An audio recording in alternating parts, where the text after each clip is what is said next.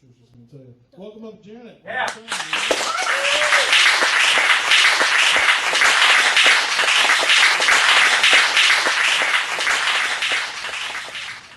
You know this must seriously be my feature when I don't have a wig on. Hi. Yes, hello. I would like to share with you some poems that you have yet to hear from the Cyberwit 2023 book titled Testament. I am doing all things from the first part of it because we are right at the 1-year anniversary, and people are going, and I'm going to sniff, and I'm missing you already, and we'll have to take a group photo or something after this before another round of poetry. But I'm going to share with you some post-Roe v. Wade poems from the book Testament. I have copies of it here. I would double plus love it if you would like one, because I'd love to not carry so many back with me when I go back home. This first poem from the book that I'm sharing with you is titled Evil of What They've Done. When women are not treated as equals, when women make still less pay per dollar than any man, and are stunted from advancement in the workplace, I suppose it's not hard to believe that supporting women's health care is also an insurmountable task. After the religious right, a usually male in the often more rural half of this united nation used their interpretation of their religious dogma to push women back to the Dark Ages by overturning legislation that has existed for all of my sentient life. They removed women's choice and in turn placed so many people, health-wise, in such grave danger. We women felt a cushy kind of comfort knowing that Roe v. Wade was on our side. Not even Democrats pushed to make our rights more legal, more permanent than a single Supreme Court decision. And now that the religious right, usually male in the often more rural half of this united nation, push women back to the Dark Ages, politicians and policymakers now work furiously, even against party lines, to codify Roe. Now, a bipartisan bill has been made, sponsored by Republicans and Democrat senators, that, in order to be agreeable, is so vague that it doesn't uphold anything. Abortion rights groups hate it, and all the nitpicking battles over the technical phrases in this bill, it makes the message in the bill lost to the average American.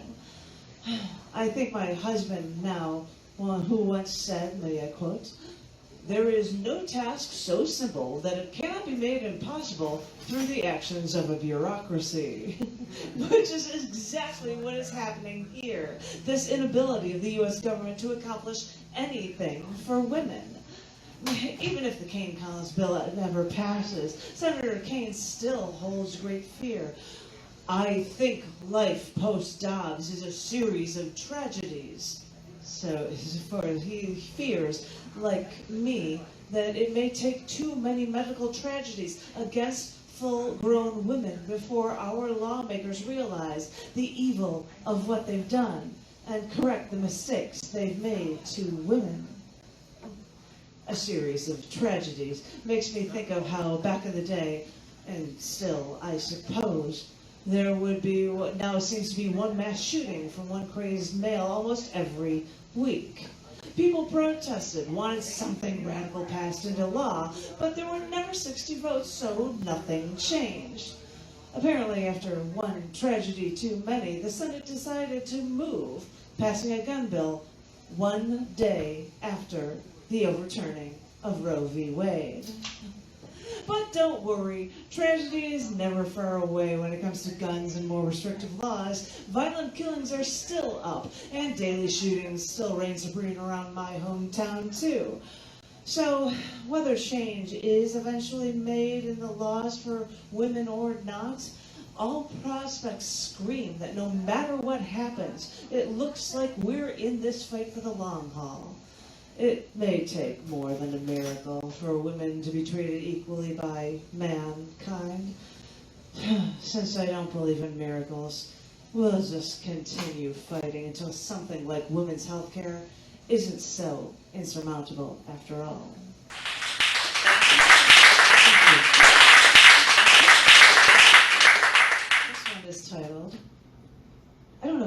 the noise that was this discordant noise in the background. I tried to make something. I don't know if it worked or not. But this poem is called After All We've Accomplished. With discordant noise or no? Where did the discordant noise go? I have no idea. Oh, whatever. My voice is discordant enough. You're good. This is titled After All We've Accomplished. I don't know. After the honor roll, after acceptance in the third best college in the country, after the dean's list, after the big city job that paid more than the men she dated, after battling for our lives, after piloting an airplane, after jumping from an airplane, after swimming with sharks, after swimming in the Southern Ocean and camping close to the South Pole, after taking care of the house, after keeping finances in order, after raising the children, only after putting our lives on hold, after being a television star, after being a rock star, after being a movie star, after traveling the world to bring food and water to third world countries, after running for Congress, after being a senator, after being the Secretary of State, after holding a seat in the Supreme Court, after winning a Nobel Peace Prize for using my brain, after being the vice president, after running for presidency, after doing so much, after accomplishing so much, some bastards who know nothing of the plights of women still try to know and decide that they know what's best for a woman's private parts. They try to come along and strip us of all of our most basic rights, our rights to our bodies, our rights to choose. Haven't we fought this battle before? After all we've accomplished, what more do we have to do when religious conservatives believes we're worth less than something that's never even lived? Why does the weaker sex choose to take away the rights of the sex who truly has the power to choose when life begins? And really, why have we have been pigeonholed so much that we have to just work again to prove to the ignorant that they're wrong?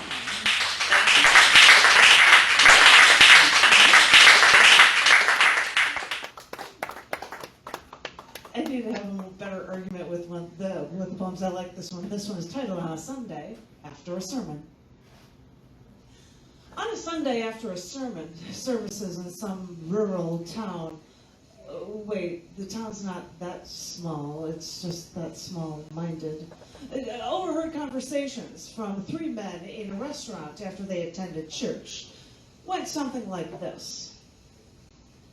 I personally believe women are not as strong or intelligent as men.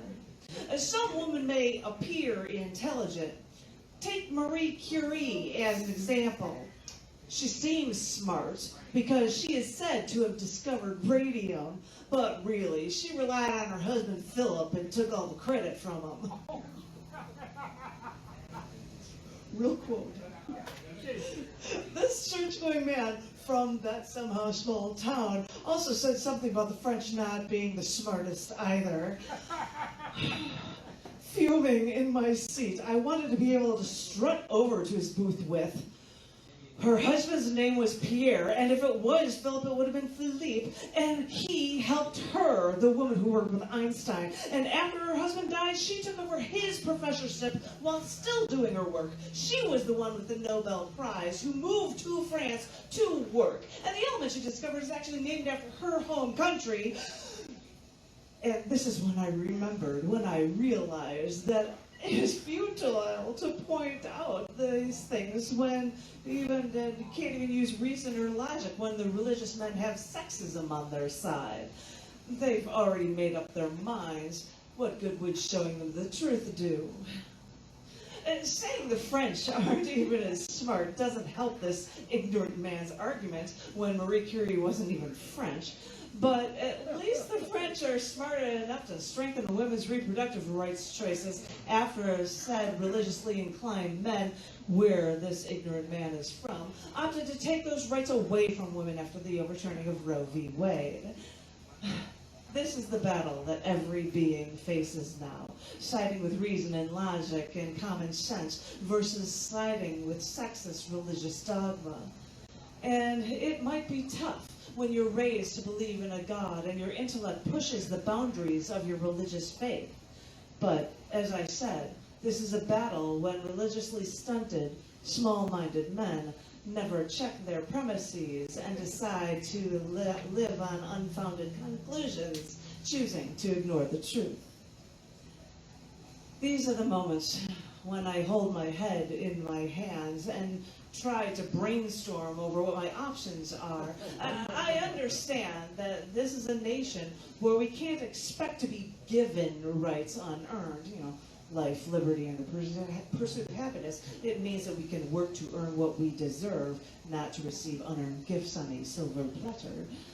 But after we've had rights, that doesn't mean rights should be taken away when religious leaders beyond my control change the laws. This is why I hold my head in my hands while I still can, and I try to figure a way out of this. Once again, check your premises to do this. For it is now when I feel that as they take more rights from over half of this country, that metaphorically my hands are tied behind my back. I'm just wondering if they're going to offer to place a cigarette in my mouth and light it before the firing squad comes in and pulls the trigger.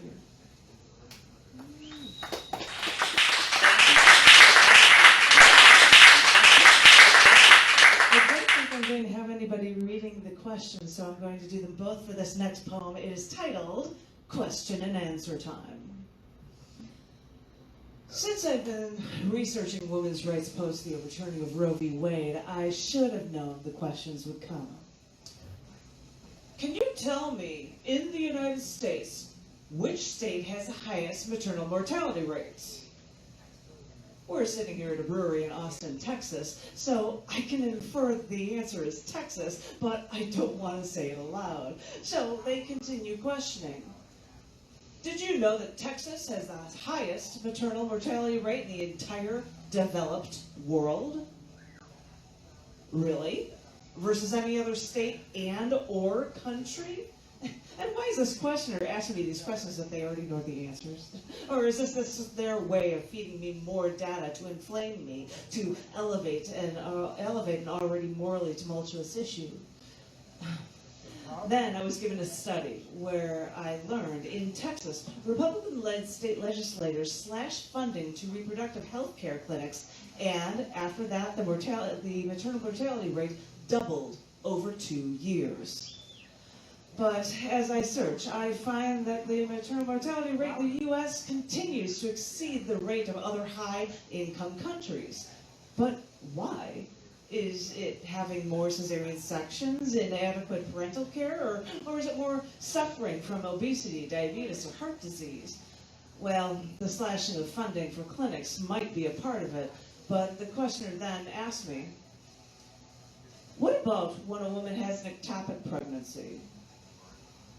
Now, since I'm not so wise in the ways of maternity, I had to look this up to learn that this is when a fertilized egg implants and grows outside of the main cavity of the uterus, most often the fallopian tubes.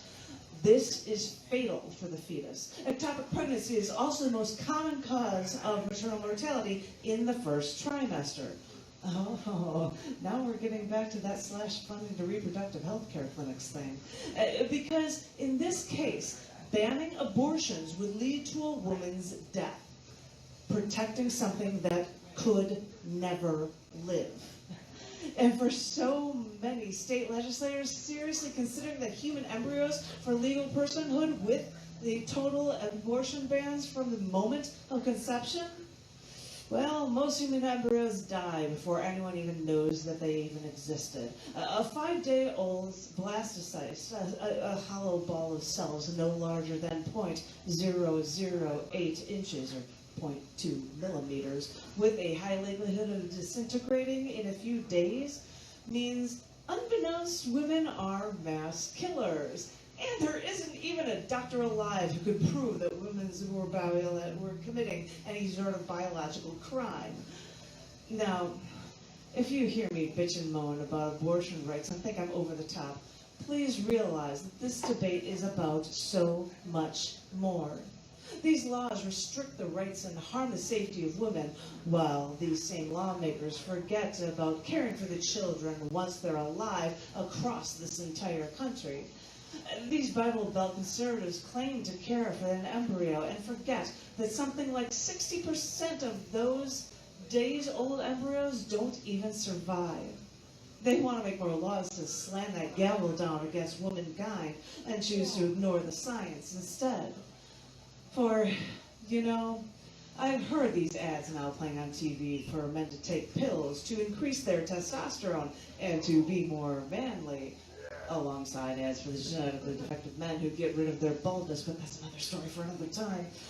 But if they really wanted to look at the science of it, studies show that higher testosterone leads to a more laid-back and relaxed mood in men, where low T and increased levels in estrogen in either sex can lead to that anger response that mankind has labeled as testosterone-fueled rage.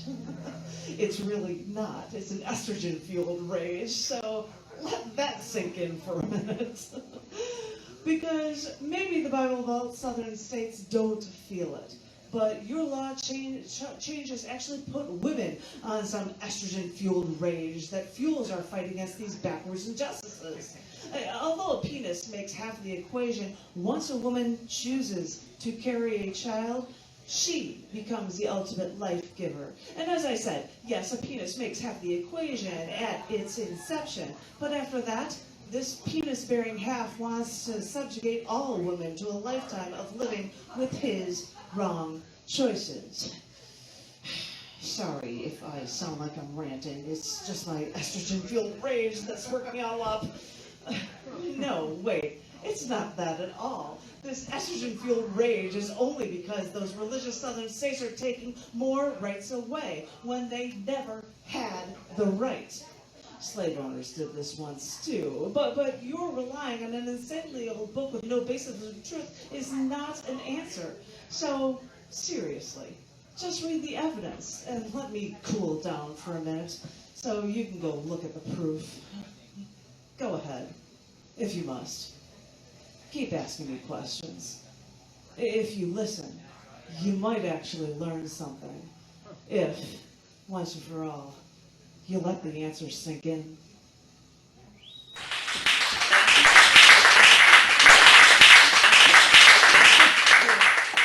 This one's a strange one, but I have to share it with you. This one is titled, Using the Nazi Approach to Women's Rights. Aha! Well, there you go. Now I'm going to change my tone to sound more feminine for this one. During the later years of World War II, the only people who were allowed with Adolf Hitler during meals were young women, whom were all instructed to keep the conversation light so they wouldn't contradict his megalomaniacal views. During those same years, Adolf Hitler became so concerned that enemies, and even people in his own party, would try to kill him by poisoning his food. So he kept a rotation of 11 women to taste his food first, in case it was poisoned. Now, keep in mind, these women had to be of good Aryan stock, even though these women were, to him, exposable enough to die in case someone was trying to poison him with tainted vegetarian food. All these women fretted daily, wondering if they were eating their last meal. When I explained this to someone, they wondered why Hitler didn't get Jews to taste the potentially deadly food instead, if they were meant to die anyway. But poison or not, I'm sure there was no way Adolf Hitler would ever give a Jew food fit for a Führer. After the Third Reich had no compunction with killing Jews, gypsies, political dissidents, but they would bend over backwards to keep every Aryan baby alive, even if out of wedlock, thanks to the Lebensborn program, to increase their German stock. Keep in mind that a Nazi-era law that came into effect in 1933 as paragraph 219A of Germany's criminal code prohibited doctors from providing information about abortion as advertising abortion services in their attempt to, in effect, discourage women from obtaining abortions. German conservatives from the past 4 governments of Angela Merkel's Christian right kept this law alive. Germany finally scrapped this law on the same day Roe v. Wade was overturned in the USA, proclaiming a broad counterpoint to the hazardous now U.S. treatment of women's rights. And now I hear, months after the overturning, that conservative political candidates are now trying to make themselves sound more moderate in the months preceding an election.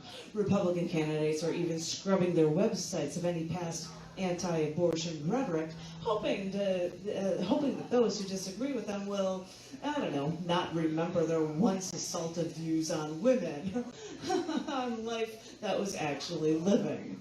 A UN committee even slammed the U.S. abortion rights decision, which disproportionately affects racial and ethnic minorities from safety for women's reproductive rights issues. So, really, jump from the UN to the Geneva Convention's war crimes after uncovering the extent of the Third Reich's heinous acts throughout World War II? The Nazis' hatred for swaths of humanity seems akin to their hatred of women, in the false delusion of claiming to care for clumps of cells that aren't even life instead. Thank you. Sorry, I had to do some football stuff. This is the last poem I'm going to share with you. And I had to share it because there's something about us artist types. This one is called, Oh No, Is Art Not Safe from Big Brother? It is not. Oh, thank you. Well, a lovely outline, more examples of how it's not. You're rocking on. Here's the poem.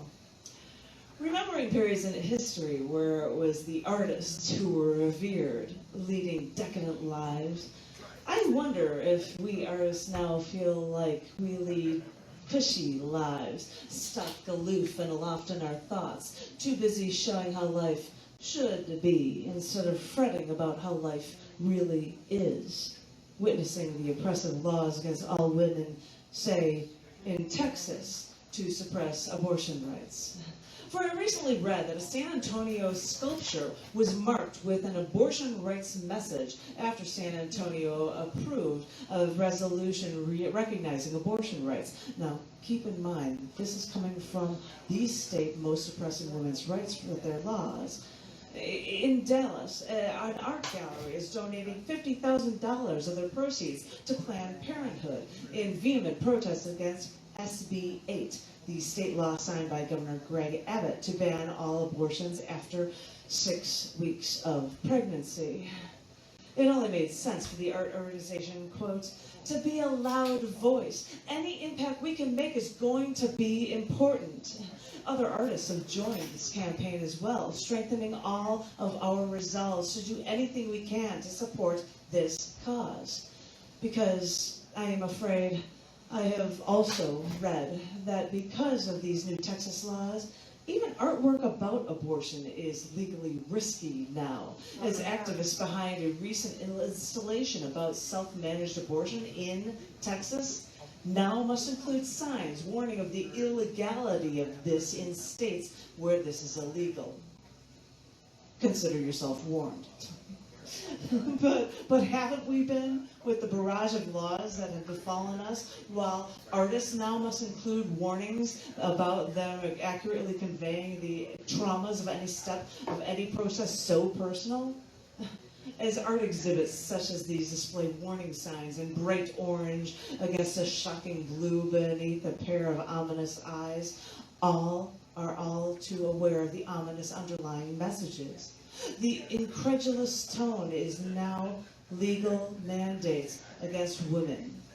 Yes, ominous indeed. Ominous when artists must predicate their work, when the intent of their artwork is to, quote, advocate for a greater understanding, not to recommend or advise that any person do anything suggested in the arts. Because who on earth would want to act based on artwork, based on things that make you think? Who would want that? Thank you.